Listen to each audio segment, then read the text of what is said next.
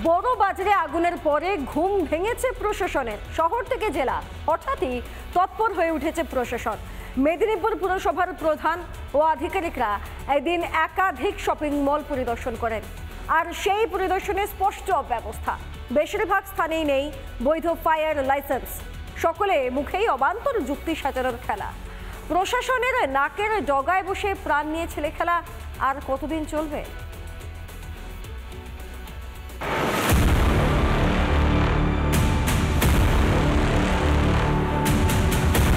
কসবার shopping mall হোক কি বড় বাজারের মেছুয়াপট্টি, একের পর এক অগ্নিকাণ্ডের ঘটনায় বারবার স্পষ্ট হয়েছে গাফিলতির ছবি।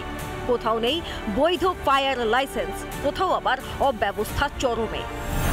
মেছুয়াপট্টির আগুন প্রাণ কেড়েছে 14 জনের।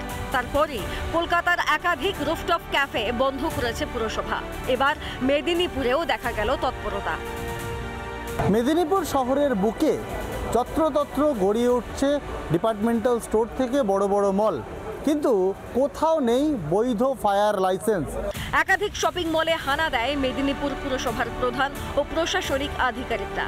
শুধুমাত্র যে একটা স্টোর এমনটা নয়, একাধিক স্টোরে আমরা দেখেছি সেখানে কিন্তু কোথাও বৈধ ফায়ার লাইসেন্স নেই। সবাই যে দাবিটা করছে, যে কেউ বলছে আমরা আবেদন করে রেখেছি, কেউ বলছে ল্যান্ডলর্ডের সঙ্গে সমস্যা, অর্থাৎ জমির মালিকের সাথে সমস্যা, এই ধরনের সমস্যাগুলো তুলে ধরছে।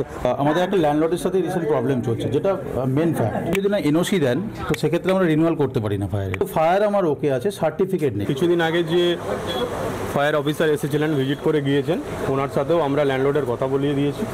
যত তাড়াতাড়ি সম্ভব, পৌরসভাও বললেন, স্যারও বললেন, চেয়ারম্যান স্যার, যত তাড়াতাড়ি সম্ভব আমরা চেষ্টা করছি ওটা আপডেট করে নেব। নিত্যদিন হাজার হাজার মানুষ কেনাকাটা করতে আসে, কিন্তু বেশিরভাগ স্থানেই নেই ফায়ার লাইসেন্স।